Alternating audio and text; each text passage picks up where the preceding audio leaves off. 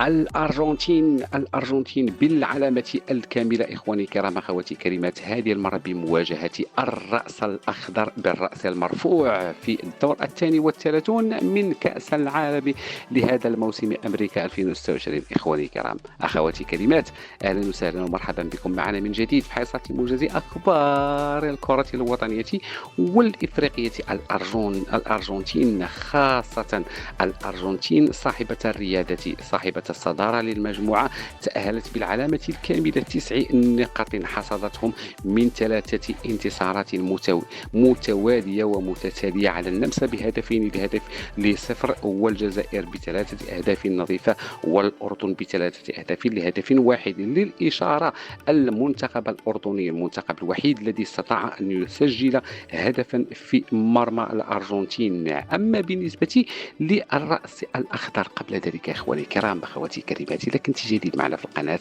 لما لا خلي لنا واحد الاشتراك، محتاجين اشتراكاتكم لقناتنا المتواضعة، وكذلك محتاجين لايكات إخواني الكرام، وشي تعليق زوين من أيديكم. إذا بسرعة نعود للموضوع. الأرجنتين ستواجه الرأس الأخضر إخواني الكرام، المنتخب القادم من بعيد يقول أنا موجود عن جدارة واستحقاق، ليس بصدفة، خاصة بعد تعادل 3 مرات الأول مع إسبانيا التي صراحة كما نقول طارت ونزلت ولم تسجل في المباراة التاريخية أمام الرأس الأخضر، وانتهت المقابلة بصفر نظيف لكل مرمى. وبالنسبة للجولة الثانية، الرأس الأخضر تعادلت مع السعودية كذلك بدون أهداف، والثالثة أمام الأوروغواي بهدفين لكل مرمى. إذا الرأس الأخضر القادم من بعيد يقول للأرجنتين ألف مرحبا في الدور الثاني والثلاثون. كل هذا سنعينه على قنوات البين سبور ماكس في أمسية يوم الجمعة الثالث من هذا الشهر بإذن الله،